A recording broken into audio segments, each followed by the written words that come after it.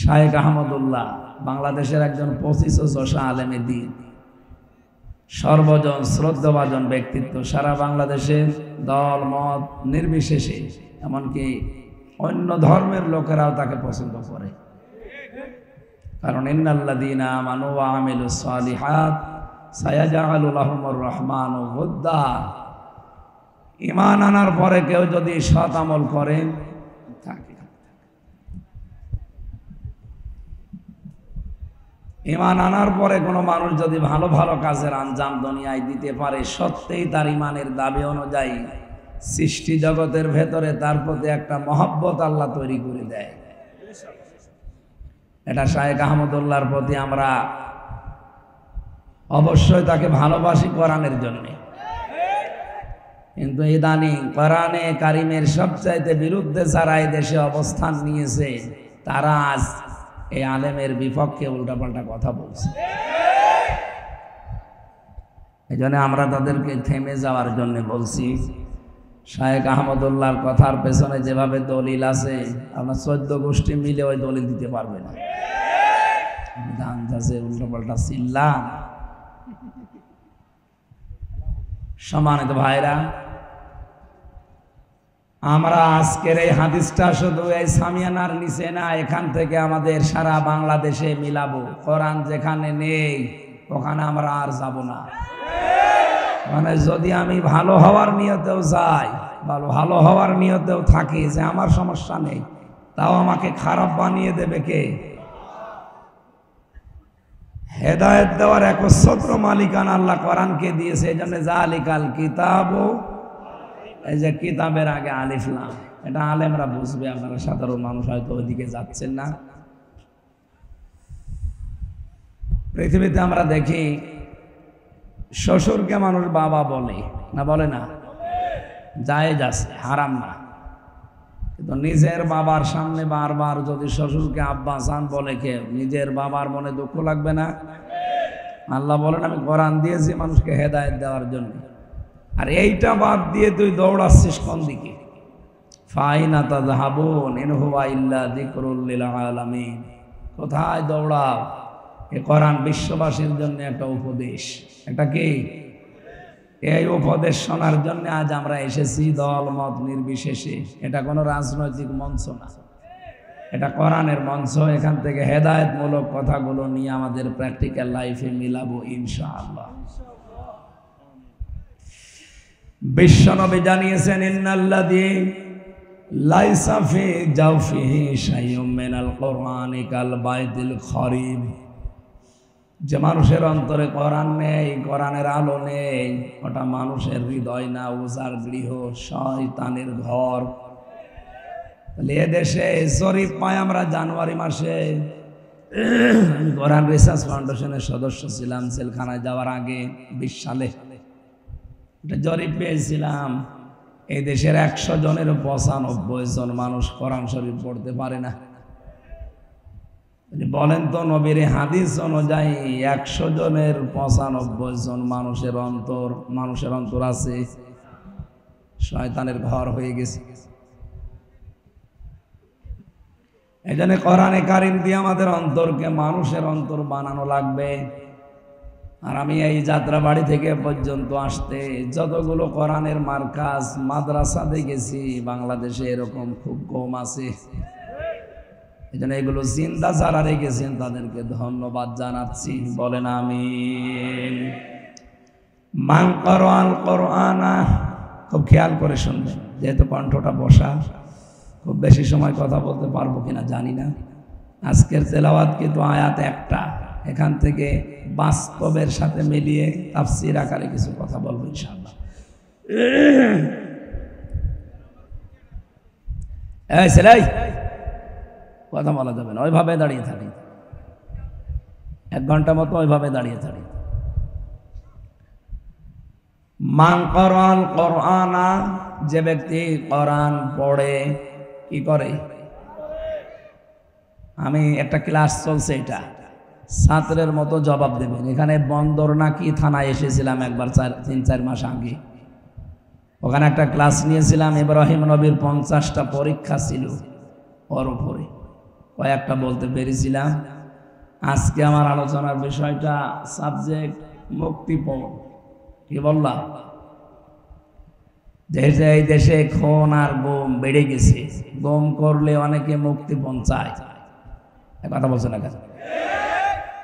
আমি চিন্তা মানুষ, গুম হই না, এমনিতেই ধরে নিয়ে এসে আমার বাবারে বলছে 10 লাখ টাকা দেন, নাই তো বাকি যা করার করব। বাবা ভয়তে 8 লাখ টাকা দিয়ে দিয়েছে। বলেন সুবহানাল্লাহ। আউযুবিল্লাহ। মানে 24 ঘন্টা আমার বাবা জানতো না আমি কোথায় আছি, অথচ বাড়ি থেকে আমারে ধরে নিয়ে এসেছে আল্লাহর ওলিরা। বলেন 24 ঘন্টা পরে যদি বাবা 8 লাখ টাকা অলরেডি দিয়ে দেয়, বাকি আরো 224 গেলে ও বাড়ি ঘর বিক্রি করে দিত না? মুক্তিপণটা বড় কঠিন বিষয়। এটা আমরা সামনে কোরআনে আয়াতের সাথে একটা একেবারে জীবনের সাথে কিয়ামতের সাথে মিলাবো। আল্লাহ যেভাবে কঠিন ভাবে দিয়েছেন, আমরা ওইভাবে কঠিন ভাবে একটু ডেলিভারি দেব মাঝে মাঝে। ডোজ একটু কঠিন হলে মেনে নেওয়া যাবে না? ঠিক আছে, আল্লাহ যখন যে ফোর্সে বলে ওই ফোর্সটা দেওয়া লাগে। কিন্তু যেখানে এলাপতি লাগবে ওখানে হোমোপতি কিয়ামত পর্যন্ত দিলেও দেখা যাচ্ছে শ্বাস। হাদিসের প্রথম শব্দ হচ্ছে যে ব্যক্তি কোরআন পড়ে। কোরআন পড়া বলতে আমরা কি বুঝি? আজকে আমি আসরের নামাজ পড়েছি আপনাদের এই তাহফিজুল কোরআন ইন্টারন্যাশনাল মাদ্রাসায়। এখান থেকে আসর মাগরিব প্রায় ইশার আগ পর্যন্ত ছিলাম। পুরাটা ঘুরে ঘুরে দেখলাম। কোরআনে কারিম পড়ার ব্যাপারে এখানে যে বিষয়গুলো প্রিন্সিপাল সাহেবের সাথে দেখলাম, আল্লাহ তাআলা কোরআনে জানিয়েছেন আল্লাযীনা আতাইনাহুমুল কিতাবা ইয়াতলুনাহু হাক্কা তিলাওয়াতি। যাদেরকে আমি কোরআন দিয়েছি তারা আমার এই কোরআন হক আদায় করে তেলাওয়াত করে। কি আদায় করে? তাফসিরে মুনিরের ভেতরে এসেছে কেউ যদি হক আদায় করে পড়তে চায় কোরআন, 4টা শর্ত তাকে মানা লাগবে। আমি ওখানে 2টা পেয়েছি। কয়টা বলেন? 1 নম্বরে ওয়ারাত্তিলিল কোরআন তারতিলা, কোরআন পড়লে তারতিলের সাথে স্পষ্টভাবে থেমে থেমে পড়ো। হ্যাঁ, ওখানে ওইটা আছে। শায়েখ কি ওনার নাম? নেসার আহমেদ, ভালো মানুষ লোকটা। ওনার আচরণ আমার ভালো লেগেছে। ওনার পড়ার স্টাইল যেটা শুদ্ধ, ওইভাবে পড়বে। ইন্টারন্যাশনাল হাফেজগুলো উনি সারা বিশ্বে মুখ উজ্জ্বল করছে। বাংলাদেশের যারা তার অন্যতম এই মাদ্রাসাটা। তাই আমরা বলছিলাম ওখানে শুদ্ধ করে কোরআন পড়ানো হচ্ছে, তাসবিহের বিভিন্ন নিয়ম নীতি যেগুলো আছে এই অনুযায়ী। 2 নম্বর, এটা বুঝতে হবে। দেখলাম বোঝার জন্য বিভিন্ন সিস্টেম উনি চালু করেছে, হয়তো কাঙ্ক্ষিত মানের ভাবে না হলেও হচ্ছে, ডেভেলপ হবে আস্তে আস্তে। 3 নম্বরে কোরআনে কারিমের হক হচ্ছে কোরআন নিজে জীবনে আপনি প্র্যাকটিক্যাল লাইফে মিলাবেন। যখন যেটা পড়বেন ওইটা জীবনে মিলানো লাগবে। সূরা নাস আর ফালাকে 11টা আয়াত আছে। কয়টা? হযরতে ওমর যিনি জান্নাতের গ্যারান্টি পেয়েছিলেন দুনিয়ায়, এই লোকটা সূরা নাস আর ফালাক জীবনে সেভ করতে তার সময় লেগেছিল 11 বছর। আমারে আপনি পড়তে দেন, মাত্র 1-1.5 মিনিটে সূরা নাস ফালাক পড়ে আরো সময় বাকি থাকবে। আমার মনে হয় হযরত ওমর আমার মতো পড়তে পারতো না। হ্যাঁ, ওনার 11 বছর লেগেছে কেন? উনি যখনই পড়েছেন কুল আউযু বিরাব্বিন নাস, হে নবী আপনি বলেন আমি আশ্রয় চাই মানুষের রবের কাছে। কার কাছে? বলেন। রব কি? না না, রব আল্লাহ কোন জায়গায় আছে? রব মানে আল্লাহ। রবের 19টা অর্থ আছে। প্রধানত তার প্রথম অর্থ রব মানে লালন পালনকারী। চাওয়ার আগে যিনি আমাদের চাহিদা পূরণ করে লালন পালন করেন তার নাম রব। নেই থেকে শুরু করে আস্তে আস্তে পূর্ণতায় যিনি পৌঁছিয়ে দেন, আরবিতে তাকে বলে রব। তাকে কি বলে? আমি নেই ছিলাম, কি ছিলাম? আমার মনে হয় এখন আমার 33 বছর বয়স, 34 বছর আগে হামজা নামে আমার নাম এই দুনিয়ায় ছিল না, ছিল না। হাল আতা আলাল ইনসানি হাইনুম মিনাদ দাহরি লাম ইয়াকুন শাইয়াম মাযকুরা। মানুষের জীবনে কি এমন সময় যায়নি যখন সে উল্লেখ করার মতো কিছু ছিল না? সে সময়টা আমার জীবনে 34 বছর আগে। কয় বছর? বাবার স্ফলিঙ্গ দিয়ে দ্রুত গতিতে 1 ফোঁটা নাপাক পানি বের হয়। বিজ্ঞান প্রমাণ করছে 1 ফোঁটার ভেতরে 40,000 হামজা বানানোর ক্ষমতা আল্লাহর থাকে। ফালিয়ানজুরিল ইনসানু মিম্মা খুলিকা মিম্মা ইগদাফিকি ইয়াখরুজু মিন বাইনিস সালবি ওয়াত তারাইব। মানুষ কি নজর করে দেখে না কি জিনিস দিয়ে তাকে আমি বানালাম? বাবার নাপাক পানিটা মায়ের রেহেমের ভেতরে যাবার পর 40 দিন 40 দিন 40 দিন 40 দিন এভাবে পাল্টাতে থাকে। এই পানিটা দিয়ে আমি আল্লাহ 4টা জিনিস তৈরি করি: চুল, রগ, হাড় আর পর্দা। মায়ের রেহেমের ভেতরে যে নাপাক পানিটা ছিল এইটা দিয়ে আরো 4টা জিনিস আমি বানাই: রক্ত, গোশত, চর্বি আর চামড়া। 4 4 8টা জিনিস যখন এক হয়, বিজ্ঞান এখন প্রমাণ করছে মানুষকে তৈরি করে পৃথিবীতে আনতে কমপক্ষে 13টা জিনিস লাগে। কয়টা? আপনার মার বাবা মিলে দিয়েছিল কয়টা? 8টা। বাকি আছে, বলেন বলেন। কোরআনে কারীম জানিয়েছে ওয়াজাআলা লাকুমুস সামআ ওয়াল আবসারা ওয়াল আফইদা ইলা আখিরি আয়া।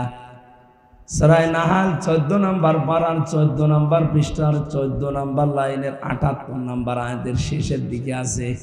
তাফসিরে ফি জিলালিল কোরআনে পাবেন। আল্লাহ পাক বলেন, আমি আল্লাহ নিজের এই রব নামের কারণে তোকে শ্রবণ শক্তি, দর্শন শক্তি, বাক শক্তি, আকেল শক্তি আর ঘ্রাণ শক্তি, এই 5টা জিনিস আমি আল্লাহ দয়া করে দান করি। হামজা একটাও যদি তোরে কম দিতাম দুনিয়ায় আসতে ঠিক, কিন্তু অপূর্ণাঙ্গ হয়ে। যদি বাক শক্তি না দিতাম বোবা হয়ে আসতে। বাবা মানুষ নেই? মাত্র 2 দিন আমি কথা বলতে পারি নাই। আমি বহু চেষ্টা করেছি কিন্তু কথা আমার বের হয় না। রংপুরে ছিলাম 2-3 দিন। এলাকার গরিব মানুষ তো, ওরা ফ্যান দিতে পারে না আপনাদের মতো।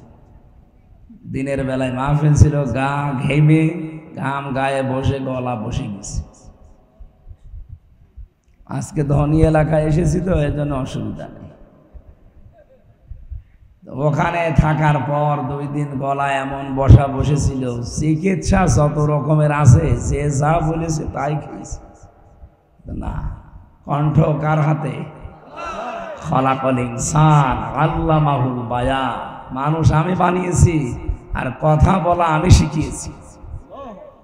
বিজ্ঞান এখন জানিয়েছে যে কয়েক ইঞ্চি জায়গা গলার ভেতরে, এক একটা কথা তৈরি হতে 27টা ধাক্কা লাগার পর একটা কথা তৈরি। আর কোরআন আর হাদিস জানিয়েছে প্রত্যেকটি জায়গায় এক একজন করে ফেরেশতা বসে আছে।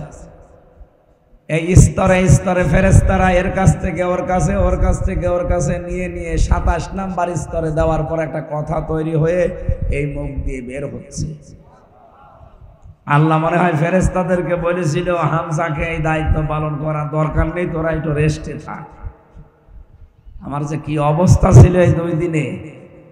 বাংলাদেশ থেকে বিদেশ থেকে যত মোবাইল এসেছে সারাদিনে এরে দিয়ে ধরিয়েছি। আরে রাতের বেলা বের হয় না যতটুকু না পারলে না, এইভাবে কথা বল। গতকালকের মাহফিলটা বন্ধ করে দিয়েছিলাম, হয়নি, কণ্ঠে পারেনি। এর আগের দিন টাঙ্গাইলে খুব কষ্ট করে ঘন্টাখানি কথা বলেছিলাম, আর আজকে একটু হালকা হালকা বের হচ্ছে। আল্লাহ যদি বাক শক্তিটা না দিত 2 দিনে আমার যা মনে হচ্ছে কি হয়তো আপনি টের পাচ্ছেন না। তাই দর্শন শক্তি আল্লাহ দিয়েছেন দয়া করে। এই পাশের জেলা কুমিল্লা, 17 সালে একটা মাহফিলে আমি খাবার খাচ্ছিলাম এক অন্ধের পাশে বসে, হঠাৎ বিদ্যুৎ চলে গেল। আমরা চিল্লা পাল্লা করছি, লোকটা আমার হাত চেপে ধরে বলছে, হুজুর মাত্র 2 মিনিট কারেন্ট চলে গেছে, আপনারা চিল্লাচ্ছেন, অথচ 40 বছর আমার জীবনে কারেন্ট নেই। কই আমি তো চিল্লালাম না, আমি ছোটবেলায় দেখতে পেতাম। এরপরে একটা অসুখ হওয়ার পরে আমি অসুস্থ হয়ে আমার চোখ 2টাই হারিয়েছি। এই 40টা বছর আমি দুনিয়া কি কিছুই জানি না, দিন রাত আমার কাছে সমান মনে হয়। ওই অন্ধ ওই দিন আমার আরেকটা তথ্য দিয়েছিল, হুজুর চোখ যাদের আছে তারা তো দেখে দিনের বেলায়, ঘুমিয়ে থাকলে তারা স্বপ্নে দেখে। আমরা যারা অন্ধ দিনের বেলা রাতের বেলা তো দেখি না, ঘুমিয়ে থাকলেও কিছু দেখি না, শুধু একটা আওয়াজ শুনি। ওই দিন আমি বুঝে ফেলেছি যে আল্লাহ আমারে কি দিয়েছে। রমজানে আমি ওমরা হজে ছিলাম, একটা ভিডিও দেখাচ্ছিল, ওখানে মাত্র 11 বছর বয়সের একটা কোরআনের হাফেজ অন্ধ, বিচারক জিজ্ঞাসা করছে, তুমি তো এতগুলো দেশের ভেতরে ফার্স্ট হয়েছো, এত সুন্দর তেলাওয়াত, কিন্তু তোমার চোখ নেই, তোমার আফসোস লাগে না? আল্লাহর প্রতি তোমার কোনো অভিযোগ নেই? ছেলেটা বলছে, ওস্তাদ কোনো অভিযোগ নেই, আমি আরো আনন্দে আছি। আনন্দে আছে মানে চোখ নেই, এরপরে আনন্দে আছে মানে কেবল তোমার জীবন শুরু।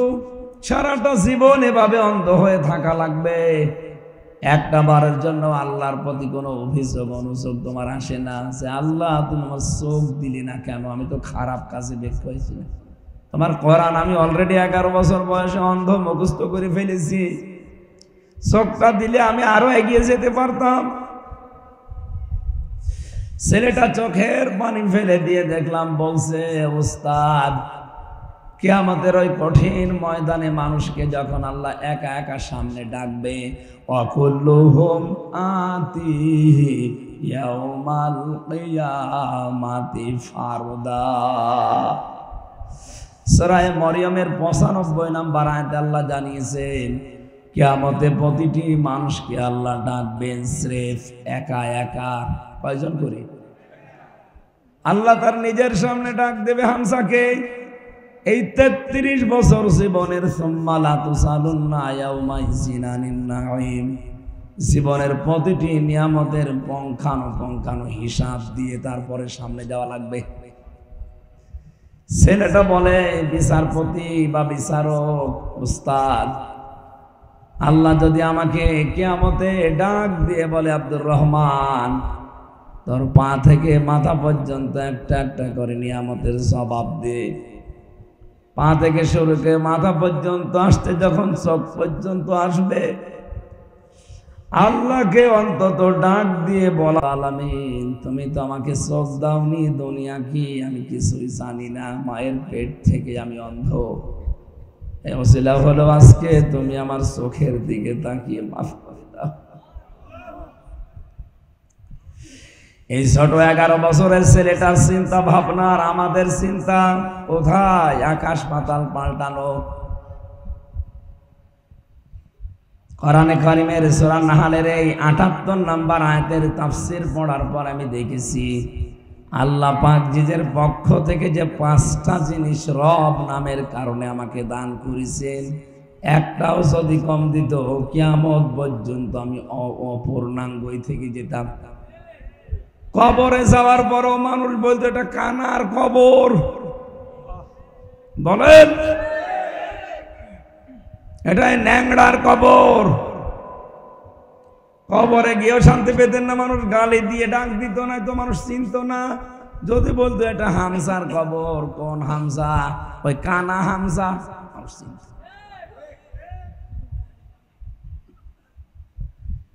8 5 13টা জিনিস যখন এক হয়, ফেরেশতারা তখন বলে রব্বুল আলামিন এর কি বানাবো এবার বলেন, এর আকৃতি কি দেব? ওয়াল্লাযী ইউসাউবিরুকুম ফিল আরহামি কাইফা ইয়াশা, তিনি সে আল্লাহ যিনি মায়ের পেটের ভেতরে তোমাদের আকৃতি তৈরি করেন, এটা ছেলে বানাবে না মেয়ে বানাবে সিদ্ধান্ত দেয় হামজা। কে বলেন বলেন?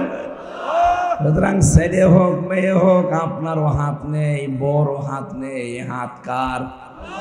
এই জন্য বড় পরে রাগ করা মানে মা। বলেন বলেন? কেউ যদি জেনে শুনে আল্লাহর উপরে রাগ করে ওর ঈমান আর থাকবে? এরকম মূর্খতা যদি এলাকায় কেউ করে থাকেন তাওবা করে ফিরে আসবেন। আমার ভাইরা, আমার শিক্ষা দেওয়ার বিষয় ছিল এখানে। হযরত ওমর একটা একটা করে ভাবে মিলাতেন। রব মানে প্রতিপালক, রব মানে আইনদাতা। আমার 3.5 হাত বডির ভেতরে দেখি তো আল্লাহর আইন চলে কিনা, আমার পরিবারে আল্লাহর আইন আছে কিনা, আমার রাষ্ট্রে আল্লাহর আইন আছে কিনা, এগুলো মিলিয়ে মিলিয়ে 19টা যখন পুরা মিলাতে পারতেন তখন বলতেন মালিকিন নাস। এই কারণে তার নাস ফালাক পড়তে লেগেছে 11 বছর, আর আমাদের লাগে 1.5 মিনিট। কোরআন পড়ার অর্থ আমি তাহফিজুল কোরআনে আজ 2-3 ঘন্টা সময় ব্যয় করে যেটা বুঝলাম, শুদ্ধ করে পড়ার নিয়ম আছে, কোরআন বোঝারও সিস্টেম চালু করছে, কিন্তু এটা আমার প্র্যাকটিক্যাল লাইফে মানা লাগবে। হযরত ওমরের মতো এভাবে সেট করে করে এই সিস্টেম আজ অনেক জায়গায় নেই, আর আমরা অনেকে জানিও না। এটা বসে বসে উনি তেলাওয়াত করছে সকালবেলা ফজরের পর, ওয়ালা ইয়াহুদ্দু আলা তাআমিল মিসকিন। আল্লাহ পাক বলেন মিসকিনকে যারা খাবার দেয় না, খাবার দেওয়ার জন্য উৎসাহ দেয় না মানুষকে, এই মানুষগুলো আর যাই করুক কিয়ামতে বিশ্বাস করে না। অথচ উনি পড়ছিল, তেলাওয়াত করছিল, আর আইতাল্লাযী ইউকাযযিবু বিদ্দিন। হে নবী, আপনি কি দেখেছেন ওই মানুষগুলো যারা কিয়ামত বিশ্বাস করে না? নবীজি বলেন কই, আমার কাছে যারা আসে এরা তো সবই মনে হয় কিয়ামতে বিশ্বাসী।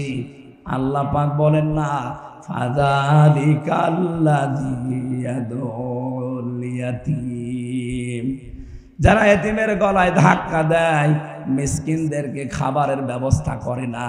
ও কোরআন পড়ছে আয়াত, একজন অসহায় মানুষ, ভিক্ষুক, ফকির, একজন মিসকিন এতিম এসে একটু সাহায্য চেয়েছে, কোরআন শরীফ পড়া বন্ধ করে সামর্থ্য অনুযায়ী তাকে কিছু দেওয়ার দরকার ছিল। কথা বলেন? তাহলে এইটা হয়তো 3 নাম্বার শর্ত, এটা বাস্তব জীবনে আমল। 4 নাম্বারটা বড় কড়া, কঠিন। কেউ যদি বলে আমি কোরআন পড়ি, তাহলে তাকে শুদ্ধ করে পড়া লাগবে, অর্থ বোঝা লাগবে, ওটা প্র্যাকটিক্যাল লাইফে মানা লাগবে। 4 নাম্বারে ওটা যেন মানুষ মানতে পারে এই ব্যবস্থা করে দেওয়া লাগবে। এদেশে ওই সিস্টেম আছে। ওইটাই তো চেয়েছিলাম, যে শুধু নিজে শুদ্ধ করে পড়বো না, শুধু নিজে বসবো না, নিজেই মেনে নেব না, আমি মানুষকে মানাতে চাই। এরকম একটা ব্যবস্থা, এরকম একটা পরিবেশ তৈরি করতে চাই। এই কারণে 3 বছর ছেলে আমি। কোন কারণে আপনি ছেলে আমারে রাখলেন বলেন? আমি কি আপনার মেয়ের দিকে তাকিয়েছিলাম? বলেন না। এই গল্প বন্ধ করেন না কেন? কোরআন পড়ার যে 4টা শর্ত বললাম, আমি সহ যারাই আছি, আল্লাহ আমাদেরকে আমাদের প্র্যাকটিক্যাল লাইফে এই 4টা শর্ত মেনে কোরআন হক আদায় করে পড়ার তৌফিক দিন। দ্বিতীয় শব্দ কি? ফাস্তাজহারাহু, যে ব্যক্তি কোরআনকে ইজহার করে। ইজহার মানে না, এজহারের 99টা অর্থ আছে। এজহার মানে স্পষ্ট করা, এজহার মানে দাঁড় করানো, এজহার মানে বিজয় করা, এজহার মানে কায়েম করা, এজাহার মানে প্রকাশ করা, এজাহার মানে জানানো। তার মানে কোরআন যে পড়ে শর্ত আদায় করে, হক আদায় করে, আর কোরআনকে দাঁড় করানোর জন্য, বিজয়ী করার জন্য যারা দুনিয়ায় চেষ্টা চালাবে, এরকম মানুষ তো এখন দেশে বেশি নেই। আর এই কথা বললে অনেকে রাজনীতি মনে করে মন খারাপ করে। কোরআন বিজয়ী করা লাগবে, কোরআন কায়েম করা লাগবে, প্রতিষ্ঠিত করা লাগবে। কথা শোনার পরে যদি কারো কাছে রাজনীতি মনে হয়, হ্যাঁ এইটাই রাজনীতি। যদি কার মন খারাপ হয়, কসম করে বলছি ওর পেছনের আমল আল্লাহ সব নষ্ট করে দিয়েছে। এটা তো আমি বানিয়ে বললাম। সূরা মুহাম্মদ 9 নম্বর আয়াত, যালিকা বিআন্নাহুম কারিহু মা আনজালাল্লাহু ফাআহবাতা আমালাহুম। আল্লাহ কোরআনে যা নাযিল করেছেন মানে না এমন না। যদি কেউ কোনো বিধান শোনার পরে মন খারাপ করে, সঙ্গে সঙ্গে ফাআহবাতা আমালাহুম, ওর পেছনের সব ভালো কাজ আল্লাহ নষ্ট করে দেয়। এই আয়াত অনুযায়ী আমি এই চোখ দিয়ে দেখতে পাচ্ছি বাংলাদেশের 100 জনের 85 জন মানুষের আমল নষ্ট হয়ে গেছে। 85 জন বললাম কেন না জানি, আমি আবার ওর ভেতরে আছি কিনা আল্লাহ জানে। কোরআনের কথা মেনে নেওয়া স্বতঃস্ফূর্তভাবে তো দূরের কথা, কেউ যদি শুধু মন খারাপ করে এত মানা যায়, আপনার পেছনের সব কাজ আল্লাহ ধ্বংস করে দিয়েছে। এই হিসাবে বলেন তো এ দেশে এরকম মানুষ নেই কেন? কোরআনে জার করার জন্য বললেন বলেন। এর পরের যে 2টা শব্দ খুব গুরুত্বপূর্ণ। এখানে যারা বিভিন্ন মাদ্রাসায় হাদিস পড়ায়, মুহাদ্দিস, জিজ্ঞাসা করেন মাঝখানে নবীজি ফা দিয়েছেন। ফা অক্ষরটা আরবি গ্রামার অনুযায়ী বালাগাত মান থেকে 13টা অর্থে ব্যবহার হয়। কয়টা? আগের এই 2টা শব্দ যদি কেউ মেনে নিতে পারে, পরের যে এই সমস্ত বিষয়গুলো আসবে অবশ্যই আল্লাহ তার জীবনী কার্যকর করবে। শব্দের দিকে আমি খেয়াল করার জন্য বলছি আলেমদের। প্রথম ছিল যে ব্যক্তি কোরআন পড়ে, পড়ার হক কয়টা? বলেন বলেন, আরো জোরে বলেন। কালকে কেউ এভাবে ক্লাস নিলে বলতে পারবেন কোরআন পড়ার হক কয়টা?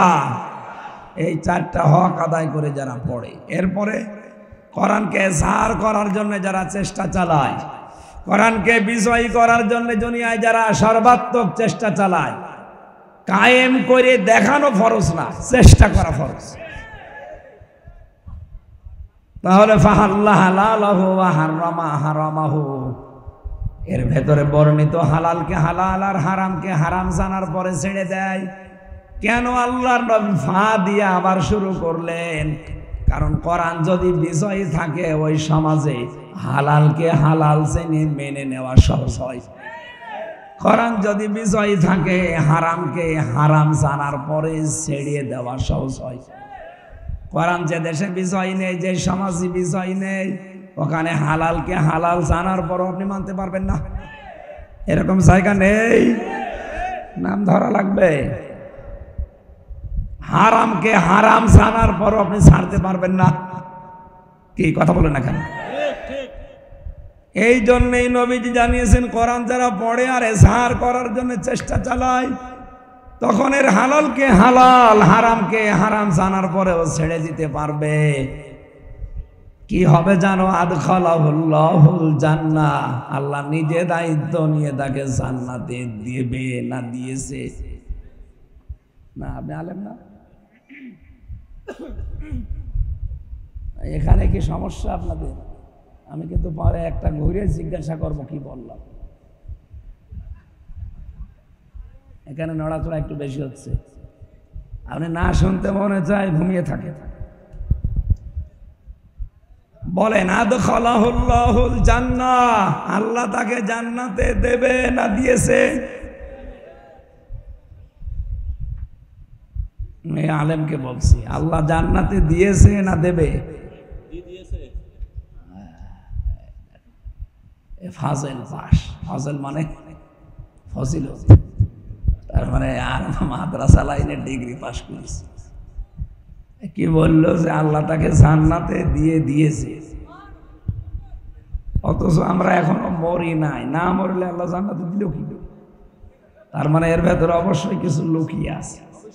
ওইটা বের করার জন্যই তো তাফসীর মাহফিলে আসা লাগে। কি আছে লুকিয়ে? নবীজি হাদিসের টিকায় আমি পড়েছি, আসলে কণ্ঠটা সাপোর্ট করছে না,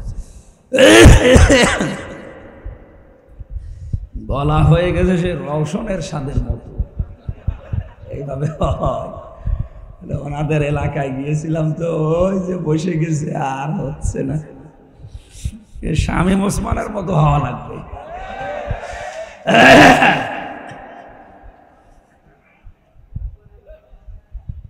কি বলছিলাম বলেন তো?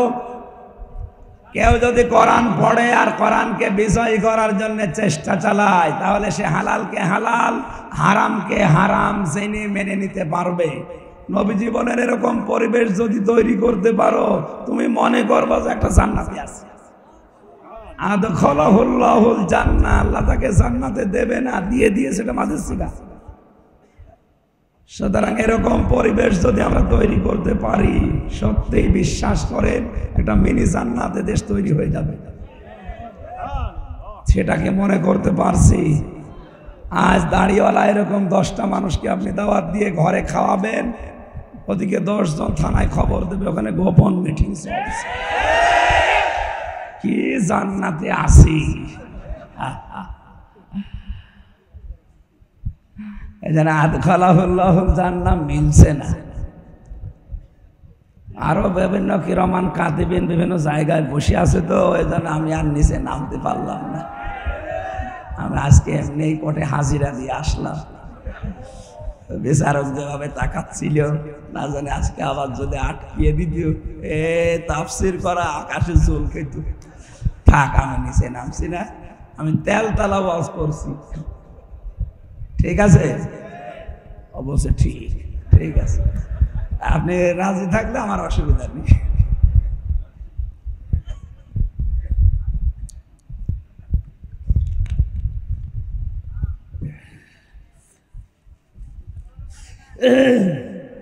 গরম পানি আর লাগবে না, গরম পানি। সুবহানাল্লাহ, আলহামদুলিল্লাহ।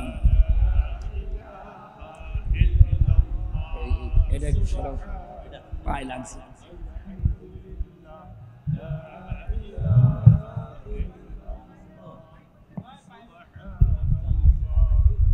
কোরআনটা পড়বি, কোরআনটা পড়বি, এখানে থাকে।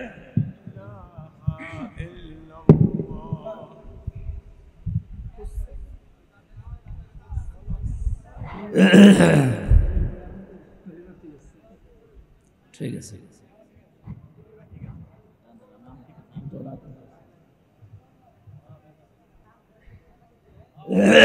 সুবহানাল্লাহ, আলহামদুলিল্লাহ, লা ইলাহা ইল্লাল্লাহ।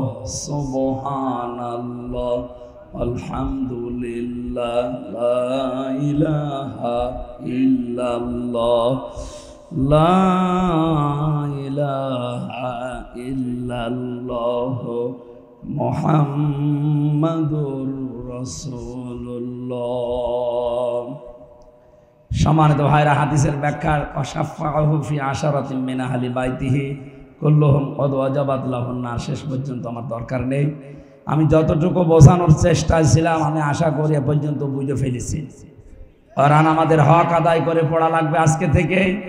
যদি এ বয়সেও না পারেন, মরণের আগ পর্যন্ত টার্গেট নেন। আজরাইল না আসার পর্যন্ত আমি তালবে ইলম থাকবো। কারণ তালবে ইলম অবস্থায় যদি আলিফ বা তাসা পড়তে পড়তেও মারা যান, আপনার কবরে আর কোনো হিসাব নেই, বিনা হিসাবে জান্নাত পেয়ে যাবে। এই সুযোগটা কাজে লাগানো যাবে না। যে জরিপ পাওয়া যায় 100 জনের 95 জন আমরা পড়তে পারি না, এই জরিপ আমরা আগামী বছর উল্টিয়ে ফেলবো ইনশাআল্লাহ। ওরা উল্টিয়ে 100 জনের 100 জনই আমরা জেনে জেনে কোরআন পড়তে পারি। তা আনাকুম জানাকুম না, হক আদায় করে এই 4টা শর্ত মেনে বলেন। তাহলে যে যতটুকু পড়বে শুদ্ধ করে বুঝবে, নিজে আমল করবে আর মানুষের কাছে পৌঁছাবে, এই দেশে কোরআনে কারিম প্রচারে আর কেউ বাধা দেওয়ার সাহস করবে না। কারণ আমরা 96 ভাগ, বাধা দেবে কে? 2 নম্বরে যেখানে আসি ওই জায়গা থেকে কোরআন যেন প্রকাশ হয়, প্রচার হয়, এজাহার হয়, দাঁড় হয়, কায়েম হয়, বিজয় হয়। চেষ্টা চালিয়ে যাব, বাকি ফল আল্লাহর হাতে। কারণ এই কোরআনের মালিক আমি না, এই জমিনের মালিকও আমি না। এই কোরআনের মালিকও আল্লাহ, জমিনের মালিকও আল্লাহ। আমরা শুধু কামলা, শ্রম দিয়ে যাব, শেষে বেতন পাবো। আল্লাহ এই বেতনটা যেন আমাদের জান্নাত এটা দান করেন, তাহলে মিনি জান্নাতে দুনিয়া থেকে আমরা দেখে যেতে পারবো ইনশাআল্লাহ। দরুদ আর সালাম পাঠ করে কোরআনে কারিমের একটা আয়াত পড়েছি মাত্র, সূরা মাআরিজ থেকে 11 নম্বর আয়াত। আমার আলোচনার বিষয় আজকে মুক্তিপণ। কি বললাম? এত কঠিন বিষয় এটা। দুনিয়ার হিসাবে তো আছেই, মরণের পরে আল্লাহ একটা বিষয় সাজিয়েছে। আল্লাহ রাব্বুল আলামিন বলেন, মানুষের মরণের পরে আমি ময়দানে মাহশারে এমন কঠিন অবস্থা বানাবো, কিয়ামতের ওই ময়দানটা 50 আলফা সানা মিম্মা তাউদ্দুন। দুনিয়া 1 2 করে যেভাবে গণনা করো, মরণের পরে এক একটা দিন শুরু হবে কিয়ামতে 50,000 বছরের মতো লম্বা। এ বিশাল জীবন, এক একটা দিন। বিজ্ঞানী আয়াত নিয়ে প্রমাণ করতে চেয়েছে, কেউ যদি দুনিয়াতে 100 বছর হায়াত পায়, মরণের পরে যে জীবন শুরু হচ্ছে, ওই জীবনে এক একটা দিনের তুলনায় মানুষ যেন মাত্র 2.5 সেকেন্ড বেশি থাকে। কত? আমি 33 বছর এখন বয়সে, ওই হিসাবে আমি মাত্র 1 মিনিট হায়াত পেয়েছি মরণের পরের জীবনের তুলনায়। কথা বলেন না কেন? 2.5 সেকেন্ড যেখানে, তাহলে 33 আরো 33 হিসাবে আমি মাত্র 1 মিনিট কয়েক সেকেন্ড হায়াত পেয়েছি দুনিয়ায়। এর ভেতরে কত স্বপ্ন অলরেডি আমি দেখে ফেলেছি, আরো দেখতেছি। আমি যদি কোরআনের আয়াত সত্যি বিশ্বাস করে থাকতাম, বাস্তবে বলেন তো 2.5 সেকেন্ডের জন্য যা করছি, 2.5 মিনিটের জন্য আমি যা করছি, 100 বছরের হায়াতে কোটি কোটি মিনিট পড়ে আছে আমার সামনে। ওর জন্য কি করা দরকার? আল্লাহ বলেন, প্রতিটি মানুষের সামনে দিন কিন্তু আমি রেখে দিয়েছি। যুবক মানুষ বৃদ্ধ হয়ে যাবে ওই দৃশ্য দেখলে, মেয়েদের লজ্জা স্থান আর লাগবে না, পেট ফেটে সন্তান বের হয়ে পড়ে যাবে। দুধের বাচ্চার কথা পর্যন্ত মা ভুলে যাবে, মনে রাখতে পারবে না। ওয়ালা ইয়াসালু হামিমুন হামিমা। বন্ধু বন্ধুর কোনো কথা মনে রাখবে না, মনে রাখার মতো হবে না। কেন? ইউবাসসিরুনাহুম, তাদেরকে যদিও মুখোমুখি করা হবে, দেখানো হবে যে এটা তোর সেই বন্ধু। কয়েকদিন আগে আমি দিনাজপুর গিয়েছিলাম। বিশ্ববিদ্যালয়ে থাকাকালীন এক বন্ধু ছিল, মাওলানা মাহফুজুর রহমান। ওরা আমি জেলে যাওয়ার আগেও দেখি নাই কয়েক বছর, এরপরে তো 3 বছর আর এই কয়েক মাস, প্রায় 5-6 বছর কেটে গেছে। ও শুনেছে কিভাবে আমি দিনাজপুরে ঢুকেছি, খবর দিল নাম্বার নিয়ে। পরে দেখার পরে বললাম আজকে সময় নেই, যাই অন্যদিন আসবো। ও আমাকে দেখার পরে যে আচরণ করেছে, আমার তো এই আয়াতটা মনে পড়েছে, কিয়ামতে আল্লাহ কঠিন অবস্থায় এই মাহফুজ আমারে বলবে, হামজা আমি তোমারে চিনি না। ইয়াওয়াদুল মুজরিমু লাউ ইফতাদি মিন আযাবি ইয়াউমিদিন বিবানি। কিয়ামতের ওই ময়দান থেকে পরিত্রাণ পাওয়ার জন্য আমি আল্লাহকে এই কথাও বলবো, আল্লাহ এই যে 7 বছর পরে যার সাথে দেখা হয়েছিল, এখন তো একটা নজর ওর থেকে আলাদা করতে মনে চাচ্ছে না। এই মাহফুজকে আমি মুক্তিপণ হিসাবে দিয়ে দিলাম জান। অন্তরঙ্গ এত বড় বন্ধুকে পর্যন্ত মানুষ মুক্তিপণ দিতে চাইবে, বিবানি নিজের সন্তান পর্যন্ত। আল্লাহ সন্তানের নাম দিলেন কেন? এই পৃথিবীতে আমরা বন্যা দেখেছি, জলোচ্ছ্বাস দেখেছি। বন্যার সময় অনেক মা পর্যন্ত নিজে ভাসতে ভাসতে মারা গেছে, নিজের 2 বছরের ছেলে আর মেয়েকে বুকের উপরে রেখে ভাসিয়ে রেখেছে। তার মানে নিজের জীবনের তুলনায় সন্তানকে ভালোবাসে এরকম মা দুনিয়ায় আছে? বলেন। আমার ওই ছোট মেয়েটা ফারিহা জান্নাত, ওর আমি ছেলে যাওয়ার 1 বছর রেখে গিয়েছিলাম, এখন ওর বয়স 4 বছর, এখনো আমারে ভালো চেনে না, কিন্তু ওর প্রতি আমার যে ভালোবাসায় 3 বছরে জন্মিয়েছে।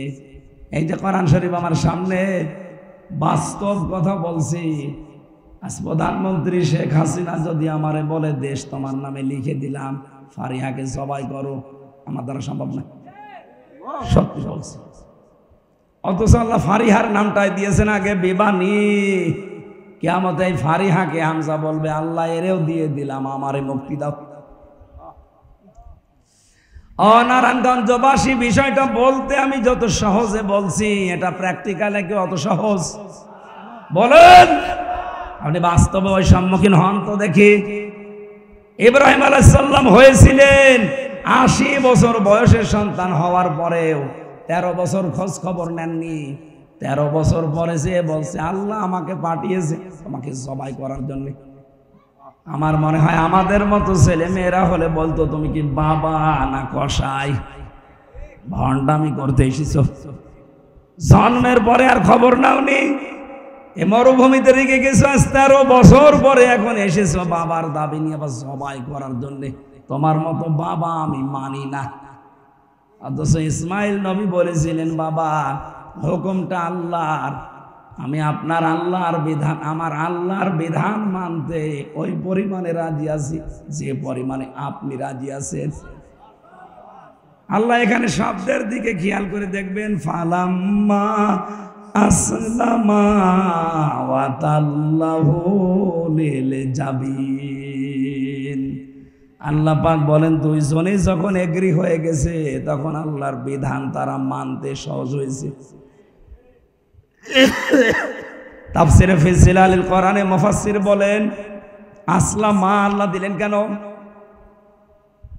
তাসনিয়ার সিগা দিয়েছেন এই জন্য, ইসমাইল নবী যদি বলতেন আমি সবাই করব, আল্লাহর বিধান আমি মানব, ইসমাইল নবী যদি বলতেন না আমি এটা হতে দেব না, আমার জীবন আমি দেব না, আল্লাহর বিধান মানা হতো? বলেন বলেন, পারতো না। আবার ইসমাইল যদি বলতেন হ্যাঁ আমি সবাই হব, আল্লাহর বিধানে আমি রাজি আছি, ইব্রাহিম নবী যদি বলতেন না আমার মায়া লাগে, 80 বছর বয়সে ধরে পেয়েছি আমি করব না সবাই, আল্লাহর বিধান পালন হতো। ও বাংলার মুসলমানেরা কেন এই আয়াত পড়েন, শিক্ষা নেন না? শুধু এই টুপিওয়ালা গুলো হেফাজত জামাত চরমনাই কি করবে দেশে, আর এদেরই দায় পড়েছে নাকি ইসলামে দেশে কায়েম করার। আপনি মুসলমান না? হ্যাঁ কথা বলেন না কেন? আপনার আগা কাটা নেই না? অনেকের কাটা নেই, এই যে এটার কাটা নেই, এই ওটো এর কাটা নেই। এরকম কয়েকটা আছে, বাকি তো সবই কাটা আছে। অন্তত আপনি টুপি তো মাথায় দিয়ে আছেন। এখন আমরা আজ যারা দেশের দায়িত্বে আছি, 1734 জন মানুষ, প্রধানমন্ত্রী শেখ হাসিনা থেকে শুরু করে আপনাদের এলাকার উপজেলা চেয়ারম্যান পর্যন্ত, এই মানুষগুলো যতদিন পর্যন্ত ইব্রাহিম আলাইহিস সালামের ভূমিকায় অবতীর্ণ না হবে, 16 কোটি জনগণ আমরা যারা, তারা যদি ইসমাইল নবীর ভূমিকায় এগিয়ে না আসি, কিয়ামতের আগে দেশে ইসলাম কায়েম হবে।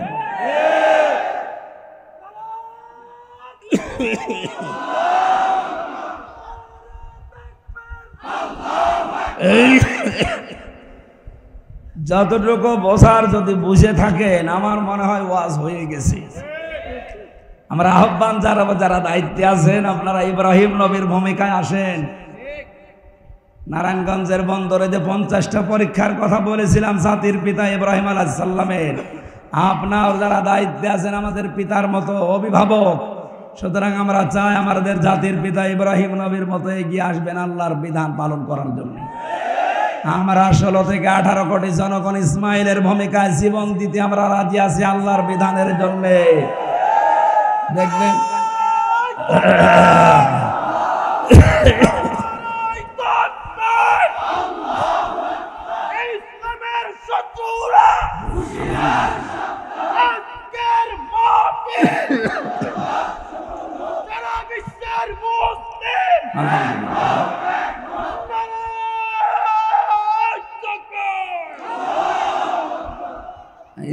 শত্রু নেই, এদেশে 4 ভাগ অন্যান্য উল্টো লোক আছে, 96 ভাগ আমরা।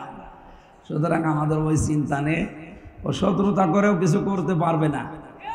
বহু চেষ্টা চালাচ্ছে, এখনো পর্যন্ত ষড়যন্ত্র বন্ধ নেই।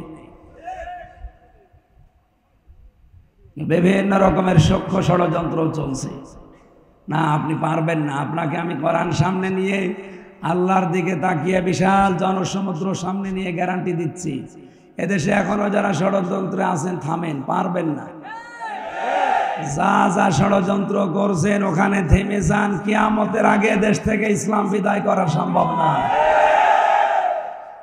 যত চেষ্টা চালাচ্ছে তত বেড়ে যাচ্ছে। কি করেছেন আমারে 3 বছর আটকিয়ে? আগে 20,000 মানুষ হতো, এখন 50,000 হচ্ছে। এই জন্য হবে না এভাবে, এই সিস্টেম বাদ দেন, আদর্শ নিয়ে আসেন। আমরা এসেছি রসুলের আদর্শ নিয়ে। পৃথিবীর কোনো আদর্শ এখানে আর হবে না, এই জায়গায় সব জিরো। বলেন। এই জন্য আমাদের উচিত হচ্ছে, আমরা সবচাইতে আপন যেটাকে বলি সন্তান, আমার ফারিহাকে পর্যন্ত যদি কিয়ামতে আমি দিতে চাই, তে আর কে বাকি থাকে? আল্লাহ এরপরও আরেকজনের নাম দিয়েছে। আল্লাহ পাক বলেন, ওয়াসাহিবাতিহি ওয়া আখি। মানুষ কিয়ামতে তার বউকে পর্যন্ত মুক্তিপণ দিতে চাইবে। কাকে?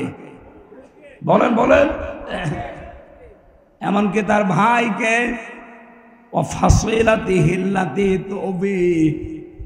তার জ্ঞাতি গোষ্ঠী, তার দলের লোক যারা তাকে আশ্রয় দিত, বিভিন্ন জায়গায় আকাম কোকাম হন্ডামি করে আসলে এলাকায় যারা তারে আশ্রয় দিত, তারা পর্যন্ত বলবে, আল্লাহ এগুলো নিয়ে নাও। অমাং ফিল আরদি জামিআ, পৃথিবীর যত সম্পদের মালিক সে ছিল, স্থায়ী অস্থায়ী সব আল্লাহর কাছে বিনিময় হিসাবে বলবে, এগুলো নাও। সুম্মা ইউনজি, এরপরেও তুমি আমাকে বাঁচাও। ও বাংলার মুসলমানেরা, একটু খেয়াল করেন আয়াতগুলো, আল্লাহ কত শক্তভাবে আমাদের জানাচ্ছে। এই কথাগুলো বলতে বলতে আল্লাহ হঠাৎ করে আলোচনার ধরনটা পাল্টিয়ে ফেলেছেন। আল্লাহ পাক বলেন, এতগুলো জিনিস মানুষ আমাকে দিতে চাচ্ছে মুক্তিপণ হিসাবে বাঁচার জন্যে। কাল্লা, কখনোই না। ইন্নাহা লাজ, তাকে আমি লাজয় প্রবেশ করাবো। কোথায়? বলেন বলেন। লাজা কি? না, জাহান্নামের একটা দরজা। এখানে যারা আলেম আছে তারা বাদ দিয়ে আমার মনে হয় সাধারণ 100 জনের 99 জন ভুল করবে। যদি বলি জাহান্নাম কয়টা, বলবে 7টা। কোন জায়গায় পেয়েছেন আপনি কোরআনে? না, নেই। কোরআনে আছে জাহান্নাম একটা, আর জাহান্নামের দরজা 7টা। কয়টা? এটা তো আমি বানালাম নাকি? সূরা হিজর 14 নাম্বার পারার 3 নাম্বার পৃষ্ঠার 9 নাম্বার লাইনে 44 নাম্বার আয়াতে আছে, আল্লাহ পাক বলেন জাহান্নাম একটা, লাহা সাবাতু আবওয়াব, এর দরজা 7টা। দরজা লিকুল্লি বাবিম মিনহুম জুজউম মাকসুম। দুনিয়াতে যে যে ধরনের অপরাধ করবে, কিয়ামতে আল্লাহ তাকে ওই দরজা দিয়ে প্রবেশ করিয়ে শাস্তি দেবে। আজ নারায়ণগঞ্জের মানুষকে বোঝাতে চাই আমরা কোন ধরনের অপরাধ করছি আর কোন দরজা দিয়ে প্রবেশ করার উপযুক্ত হচ্ছি। যদি এখন ওই 7টা দরজার যে কোনো দরজার সামনে থাকি, ওখান থেকে ফিরে জান্নাতের দরজা আছে কয়টা? না না, জান্নাতের দরজা 8টা। শুধু শুনেছেন, কোনোদিন পড়েছেন? পড়েন। কোরআনে কারিমে আল্লাহ 100টা জান্নাতের স্তরের কথা দিয়েছেন। কয়টা? 100। ওই 100টা দরজা খোলা আছে, স্তর বানানো আছে। যে যেই দরজার সামনে দিয়ে যাওয়ার সৌভাগ্য অর্জন করতে পারবেন আজকের আলোচনা থেকে শেষ পর্যন্ত। আমরা বলছিলাম জাহান্নামে একটা দরজা 7টা। কারণ কি? প্রাইমারি একটা স্কুল, এখানে 1 থেকে 5 পর্যন্ত পড়ায়। স্কুল কয়টা? বলেন বলেন। ক্লাসরুম, দরজা সে যেই ক্লাসে পড়ে ওই দরজা দিয়ে সে প্রবেশ করে। আল্লাহ বলেন জাহান্নামও একটা, দুনিয়ায় যে যে ধরনের অপরাধ করবে তার কেসেমে ওইটা জুটবে তার ভাগে। তাহলে আজকে আপনি মিলাবেন আপনি কোন অপরাধে আছেন আর কোন দরজা দিয়ে আল্লাহ আপনাকে প্রবেশ করাবে। তার প্রথম নম্বর দরজার নাম হচ্ছে ইলাজা। নাম কি বলেন বলেন? কি এটা? নাযাআতাল লিশাওয়া। আল্লাহ বলেন দরজা দিয়ে প্রবেশ করানোর সঙ্গে সঙ্গে মানুষের চামড়া খুশি যাবে। কথা শুনতে যত সহজ মনে হচ্ছে বিষয়টা অত সহজ। আমি রিমান্ডে ছিলাম 10 দিন, ওখানে আমাকে দেখেছি আমি তো মূল্য চুরির মামলা কিছুই জানি না, তাই 10 দিন। যারা অস্ত্র নিয়ে ধরা পড়েছে মার্ডার মামলার আসামি,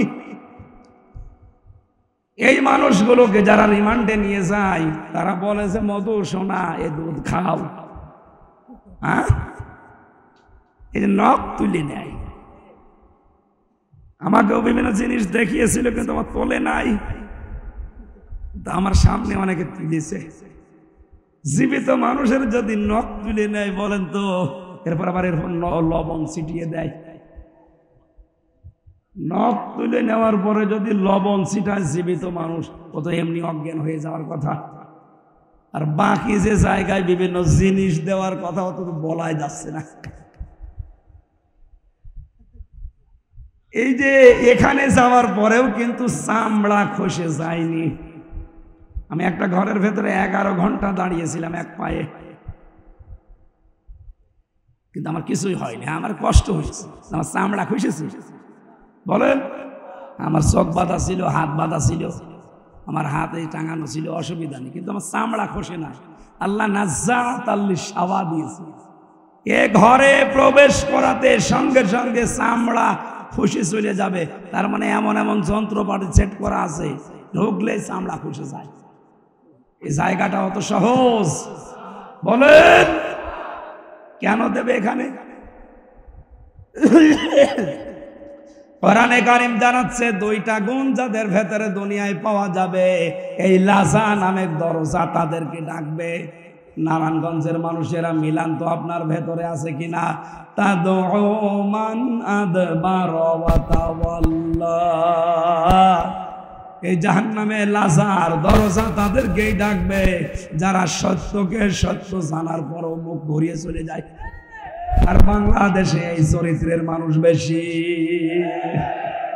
চোখে আঙ্গুল দিয়ে দেখিয়ে দেওয়া হয়, এর বড় মানতে চায় না। আমি কি নিচে নামবো না? মানে আমি আবার 3 বছর থাকি। তার মানে সত্যকে সত্য জানার পরও যারা মুখ ফিরিয়ে নেন, আপনি তো নিজে টের পাচ্ছেন, আপনি নেচ্ছেন কিনা? আপনি জানেন যে এটা সত্য কথা, কিন্তু আপনার দলের লোক না, আপনার বাবার মুরিদ না, এই জন্য আপনি মানতে চান না। আপনি জানেন তাহেরি ভাই যা করছে এগুলো ঠিক না, তারপরও আপনি অন্ধভাবে ওগুলো মেনে নিচ্ছেন। আপনার বিবেকের ওপরে কি কুকুরে পোশাক বুঝেছে? কোন ইসলামে আছে ওই রকম নাচানাচি করা লাগবে? সত্যকে সত্য আঙ্গুল দিয়ে দেখিয়ে দেওয়া হচ্ছে, এরপরও মানতে চাই না। এই চরিত্র যাদের আছে, বিবেক যাদের কাজে লাগে না, এর দলিল পাবেন সূরা মুলকের 10 নম্বর আয়াত। ওয়াকালু লাউ কুন্না নাসমাউ আও নাকিলু মা কুন্না ফি আসহাবিস সাঈর। যারা জাহান্নামে যাবে তাদেরকে জিজ্ঞাসা করা হবে কেন আসলে? ওরা বলবে আমাদের আকল ছিল, বিবেক ছিল, আমরা কাজে লাগাইনি। আর আমরা শোনার পরও না শোনার ভান করেছিলাম। কারণ আপনি শোনার পরও সত্যকে সত্য জানার পরও যদি না মানেন, 2 নম্বরে কি? যারা মাল সম্পদ জমা করে আর এগুলো সংরক্ষণ করার জন্য সব সময় চেষ্টা চালায়। বাংলাদেশে এই চরিত্রের মানুষও দিন দিন বাড়ছে। কি করে জমা করবে জমা করবে জমা করবে, আর এগুলো কি করে সংরক্ষণ করা যায়, সে বৈধ হোক আর অবৈধ হোক। দেশে জায়গা হচ্ছে না, অনেকের বেগম পাড়া বানাচ্ছে। এখানে মাল শব্দটার অর্থ পেয়েছি আমি 4টা। কয়টা? বলেন বলেন।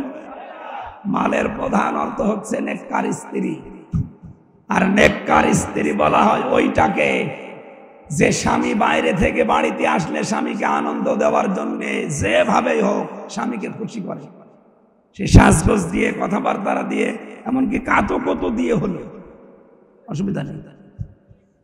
সম্মানিত মা বোনেরা, স্বামী বাইরে থেকে আসলে যদি ওকে খুশি করার জন্য আপনি দাঁত বের করেন হাসতেছে, যেই কয়টা দাঁত বের হবে ওই কয়টা নফল নামাজের সওয়াব হবে। এবার সুবহানাল্লাহ জোরে বলার দরকার নেই, বাড়ি যেয়ে দেখবেন দাঁত নিয়ে পড়ে আছে, ও আর বন্ধ হচ্ছে না। কেন? হুজুর বলল যেই কয়টা দাঁত দেখবা ওই কয়টা নফল হজের সওয়াব, যা আছে সব বের করে দিলাম। না, আপনাকে স্বামী অনেক বড় জিনিস, খুশি করার চেষ্টা করবে। এখানে প্রশ্ন আসতে পারে মা বোনদের, ওই যে দুইজন মহিলা দাঁড়িয়ে আছে, ওরা যদি বলে হুজুরে ওয়াজ থামান, ওই এমন জল্লাদের সাথে বিয়ে হয়েছে, শাহজাহান জল্লাদ, ও জীবনে কোনোদিন একটু পাউডারও কিনে দেয় না, আমি মাখবো কি? এরকম জল্লাদ নেই দেশে। না, স্ত্রীর জন্য যদি সাজগোজের জন্য খরচ করেন, এটা আবার রেকর্ড করছে, কিন্তু এখনই ম্যাডাম শুনবে, লাইভ চলছে। আমার মনে হয় এই হাদিস না বলাই ভালো হবে না, যদিও আমি এই ওমরা থেকে আসার সময় ওর মেকআপ বক্স দিয়ে এসেছি, সুতরাং আমার বলা অসুবিধা নেই। না, স্ত্রীর সাজগোজের জন্য কেউ যদি খরচ করে, যদি মাসে 2000 টাকা ওর পেছনে খরচ হয়, মনে করবেন আল্লাহর রাস্তায় দান করবে। সুবহানাল্লাহ বলছেন না কেন আমি জানি, কারণ এগুলো তো দেন না। বলে 22 বছর বিয়ে করেছে, 22 বছরে 22 দেয়। লোকের বর সাজগোজ দেখে খুব আনন্দ পান।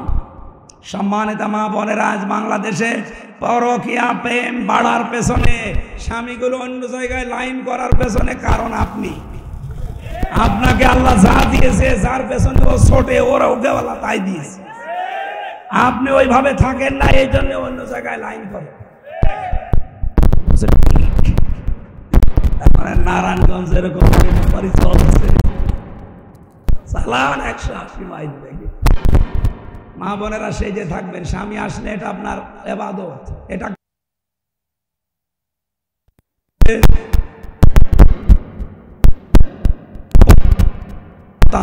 এটা যেন ইসলামের পথে থাকে, এই চেষ্টা করবেন যখন বাইরে যাবে। 3 নম্বরে, স্বামীর মন যেটা চায় ওটা যদি জায়েজ হয়, স্বামীর মন যেটা চায় ওটা যদি জায়েজ হয়, জীবন থাকতে মানা লাগবে।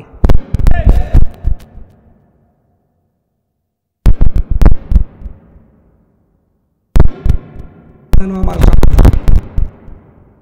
198 না, মেয়েরা আপনি নেককার হতে পারবেন না। কি করবেন দুনিয়ায় এত সম্পদ দিয়ে আর এত আরামে থেকে? কি করবেন? আপনার আখেরাত নষ্ট হয়ে যাচ্ছে। এই জন্য স্বামী যদি জায়েজ কোনো কাজ চায়, জীবন থাকতে ওটা মেনে কষ্ট হোক।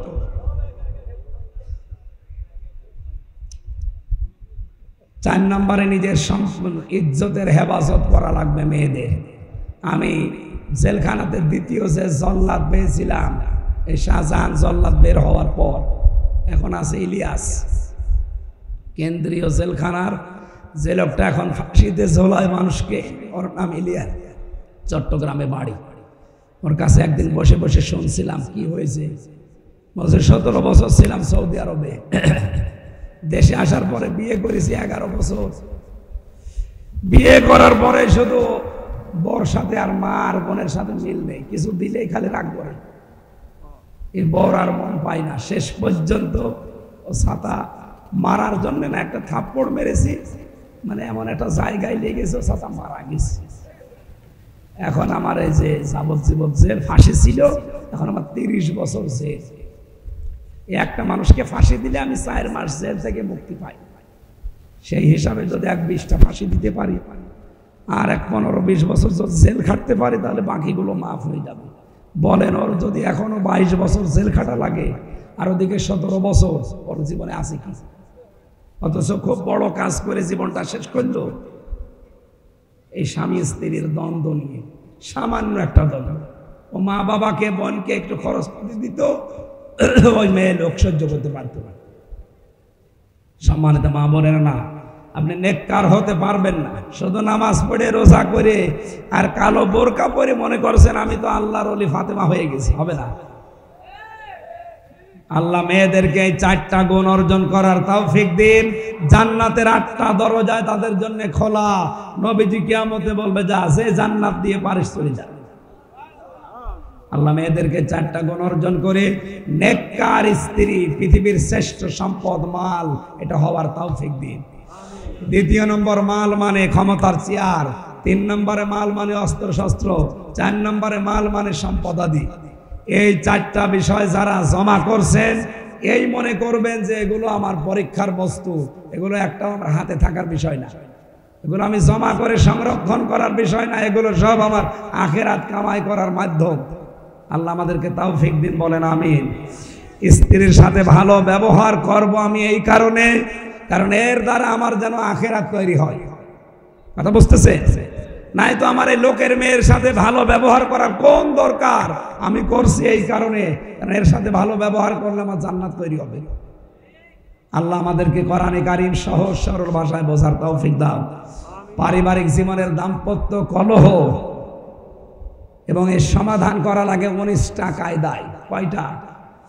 আমি জেলখানা থেকে বসে বসে টুকে রেখেছিলাম, বাইরে এসে 2টা বই করেছি। স্বামী স্ত্রীর দাম্পত্য কলহ কিভাবে তৈরি হয়, মারামারি, গন্ডগোল, পরকীয়া প্রেম, আর এগুলো মিটাতে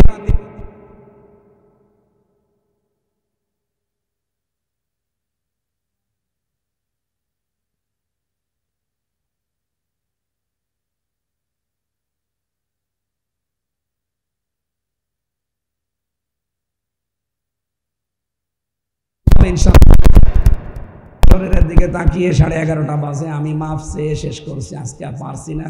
সারাদিন কোর্টের বারান্দায় খুব কষ্ট হয়েছে, সারাদিন আজকে কোর্টে। আগামীতে কোনো জায়গায় যদি আসি, শীতের সময় মাহফিল নেবেন আর রাত 9টায় তুলে দেবেন, আমরা চেষ্টা চালাবো ইনশাআল্লাহ। এই বইটা মোনাজাতের পরে নিয়ে যাবেন, আমিন, আল্লাহুম্মা আমিন। রব্বানা যালামনা আনফুসানা ওয়া ইল্লাম তাগফির লানা ওয়া তারহামনা লানাকুনান্না মিনাল খাসিরিন। রব্বুল আলামিন, আমার কণ্ঠ আর শরীরের দিকে তাকিয়ে আমি শেষ করে দিলাম। নারায়ণগঞ্জের মানুষগুলো কোরআন শোনার জন্য, বোঝার জন্য এত পাগল, এদেরকে তুমি ওমরের মতো বানিয়ে দাও। সওয়াবগুলো তুমি বিশ্ব নবীর রওজায় পৌঁছিয়ে দাও। এ মাহফিলের আয়োজন যারাই করেছে, তাদের আত্মীয় স্বজন যারা কবরে আছে, তাদেরকে চিরতরে ক্ষমা করে দাও। এ আলামিন কওমি মাদ্রাসা কিয়ামত পর্যন্ত তুমি কায়েম রাখো আল্লাহ। মা বোনেরা যারা এসেছে, ফাতেমার মতো, আয়েশার মতো বানিয়ে দাও আল্লাহ। আমার কণ্ঠটা তুমি ভিক্ষা দাও, আমার কণ্ঠটা তুমি ভিক্ষা দাও। বড় কষ্ট হচ্ছে তোমার কোরআনের কথাগুলো প্রচার করতে। আল্লাহ তাআলা, তোমার কাছে আমি কুদরতি বাদরে ভিক্ষা চাই, আমার কণ্ঠটা তুমি কোরআনের জন্য দান করো, ভিক্ষা দাও। আমার মা বাবাকে মাফ করে দাও। রব্বানা হাব লানা মিন আজওয়াজিনা ওয়া যুররিয়াতিনা কুররাতা আয়ুনিন ওয়াজআলনা লিল মুত্তাকিনা ইমামা। আল্লাহ তাআলা, বাংলাদেশে সবচাইতে বড় ঝামেলায় আছি আমরা আলেমেরা, তুমি মেহেরবানি করে আমাদের জন্য হামে ও নাসির হয়ে যাও। আমরা ইলমের হক আদায় করতে পারছি না, ভয় হয় মাঝে মাঝে নামের আগে মাওলানা লেখা আছে, আলেম লেখা আছে, না তুমি কোটি মানুষের সামনে আবার অপমান করো কিনা। রব্বুল আলামিন, যা করার দুনিয়াতে শাস্তি দিয়ে দিও, কিয়ামতে কোটি কোটি মানুষের সামনে আল্লাহ তুমি আমার চরিত্রকে উলঙ্গ করে দিও না। এখানে যারাই আলেম আছে, আলেমদেরকে তুমি নিজের কুদরতি চাদর দিয়ে ঢেকে রাখো। এদেশের মুসলমানদেরকে বাঁচাও, এদেশে কোরআন মানা যায় এরকম একটা পরিবেশ তৈরি করে দাও আল্লাহ। প্রশাসনের যে ভাইগুলো দায়িত্ব পালন করছে, আজকে বাংলার প্রশাসনের উপরে তোমার রহমত নাযিল করো আল্লাহ। এদেশের দায়িত্বে যারা আছে সহি সালামতে পালন করার তৌফিক দাও আল্লাহ। ত্রিমুখী ষড়যন্ত্র চলছে, এদিকে আমেরিকা, এদিকে চীন, ভারত, রাশিয়া।